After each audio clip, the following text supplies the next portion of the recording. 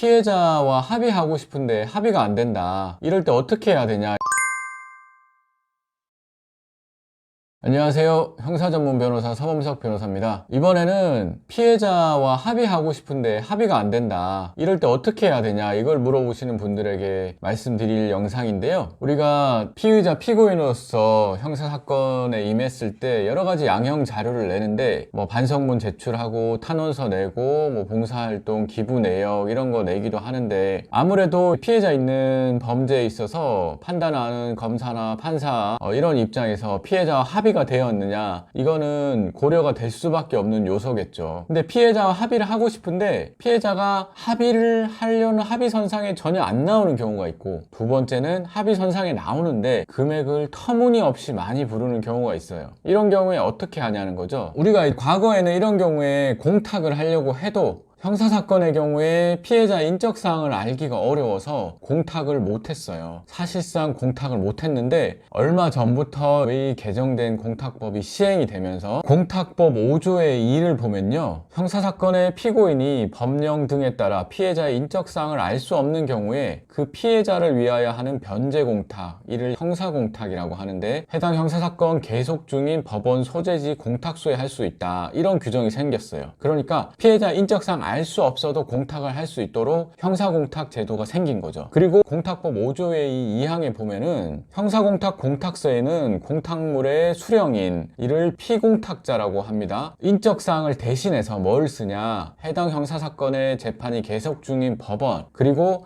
사건 번호, 사건명, 조서, 진술서, 공소장 등에 기재된 피해자를 특정할 수 있는 명칭을 기재하고, 공탁 원인 사실을 피해 발생 시점과 채무자 성질을 특정할 수 있는 방식으로 기재할 수 있다, 이렇게 하고 있거든요. 그러니까 법원명을 쓰고, 그리고 공소장 등에 기재된 피해자를 특정할 수 있는 명칭을 쓰면 된다는 거예요. 그러니까 과거에는 피해자 인적사항인 주민등록번호, 주소 이런 걸 써야 됐거든요. 근데 피해자가 합의를 안 해주려고 하기 때문에 법원에서 피해자한테 물어봅니다. 지금 공탁 걸려고 하는데 이거 너의 인적사항을 알려줘도 되겠냐, 피고인한테. 그러면 다 거부하겠죠. 그렇기 때문에 공탁을 못했던 거예요.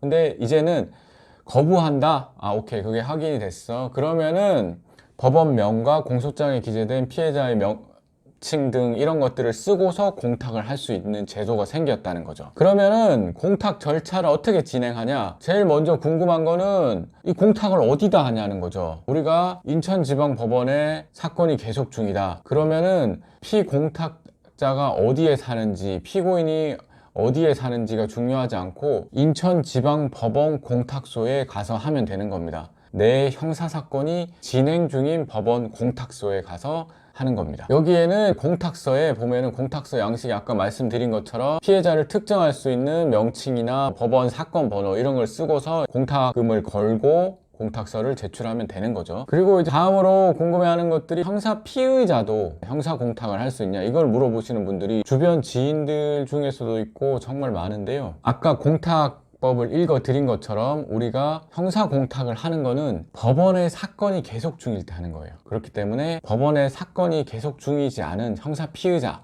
수사 단계에 있는 형사 피의자는 이 형사 공탁을 할 수는 없는 거예요. 다만 기존에도 공탁 제도는 있었습니다. 민법 제487조의 변제 공탁인데요. 이 변제 공탁에 의하면은 할 수는 있는데, 이 경우에는 피해자의 주소, 주민등록번호, 이름 등 인적사항을 알아야 되는 겁니다. 근데 사실 합의도 안 해주는 경우에 이런 걸 알아내는 게 쉽지 않고, 법원에 우리가 합의를 위한 노력을 계속 했다는 걸 보여주는 게 필요하거든요. 근데 조금 합의를 위해 노력을 해보다가 안 되니까 공탁을 걸었다, 이런 느낌보다는 법원 단계까지 최선을 다해서 계속 합의를 위해 노력을 하다가, 그런데 합의가 안 되어서 선고 전에 공탁을 걸었다. 이게 아무래도 더 노력하는 느낌이 들지 않을까, 이런 생각이 듭니다. 그리고 이제 다음으로 궁금해 하시는 것들은 형사 공탁을 하면은 양형에 어느 정도 참작이 되냐, 이거를 궁금해 하시는데, 아무래도 이 부분은 새로 신설된 제도이기 때문에 변호사들이나 뭐 판사님들도 마찬가지로 정확하게 말하기 어려울 거예요. 하지만 합의를 하는 거는 피해자들이 용서를 해줬기 때문에 아무래도 공탁을 건 것보다는 양형에 더 좋게 작용이 될 가능성이 높다고 생각하고, 공탁을 건 것이 공탁을 안 한 것보다는 그래도 피고인으로서 할 수 있는 노력을 다 한 거기 때문에 더 공탁을 건 것이 더 양형에 도움이 되지 않을까, 이 정도 생각은 하지만, 공탁을 했을 때 어느 정도로 양형에 참작이 되냐, 이거를 일률적으로 말씀드리기는 좀 어려울 것 같습니다. 그리고 마지막으로 공무집행 방해죄의 경우에도 형사 공탁을 할 수 있냐, 이거를 궁금해하는 분들이 있을 수 있어요. 이 부분은 사실 법원행정처에서 이 형사공탁 제도가 시행이 되면서 발간한 설명 자료에서 보고서 저도 이 부분에 대해서 말씀을 드리는 건데요. 이 부분이 왜 문제가 되냐 하면은, 공무집행 방해죄는 피해자가 공무원이 아니고 국가입니다. 피해자가 국가인데 어떻게 피해자와 합의를 하고 공탁을 하냐, 이런 문제가 생기는 거죠. 우리가 상해죄 같은 경우, 사기죄 같은 경우 피해자가 있죠. 상해 두드려 맞은 사람, 사기 당한 사람, 이 사람들이 피해자고 그 사람들을 피해자로 잡아서 공탁을 거는 겁니다. 근데 국가를 피해자로 잡아서 공탁을 거냐, 이런 거죠. 근데 기존에도 공무집행 방해죄의 경우에 공무원을 피해자로 잡아서 공탁을 걸었었어요. 이 형사공탁 제도가 생기기 전에도. 그리고 공무원들이 합의도 해주기도 하고, 물론 잘 안 해줍니다.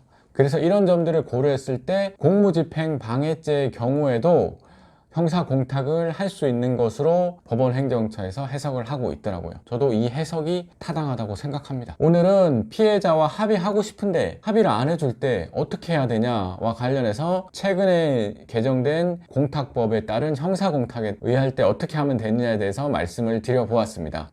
공탁을 준비하고 계신 분들께 도움이 되었으면 좋겠습니다. 이 영상이 도움이 되셨으면 구독, 좋아요 부탁드립니다.